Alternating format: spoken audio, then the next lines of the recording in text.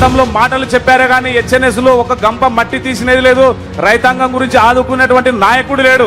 ఈ రోజు మీరు వచ్చిన తర్వాత ప్రాజెక్టులు పరిగెడుతూ అభివృద్ధి అంతా కూడా రాష్ట్ర వ్యాప్తంగా సమానంగా చేస్తూ ఒకవైపు అభివృద్ధి ఒకవైపు పరిపాలన అంతా కూడా ప్రజలకు చేస్తున్నటువంటి మేలులో ఇవాళ చాలా తుండిపోయేటువంటి దినాలు సార్. ఈ రోజు రాయలసీమ చరిత్రలోని ఒక శుభదినం.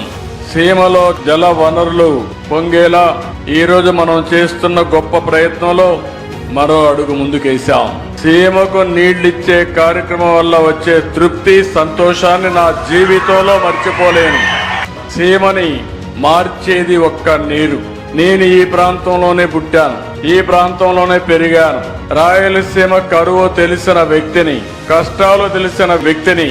రాయలసీమలో నీళ్లు లేకపోతే కరువు వస్తే కడాన ఆ రోజు మీరు చూస్తే పశువులకు గడ్డి కూడా వేసుకోలేక అవి వదిలించుకోలేక బాధపడతా ఉంటే పశువులకు క్యాంపులు పెట్టి వేరే ప్రాంతాల నుంచి వ్యాగన్స్ లో గడ్డి తీసుకొచ్చి ఆ పశువులను కాపాడిన పార్టీ తెలుగుదేశం పార్టీ. ఆ వ్యక్తిని నేనేనని మరొకసారి మీ అందరికీ తెలియజేస్తున్నా.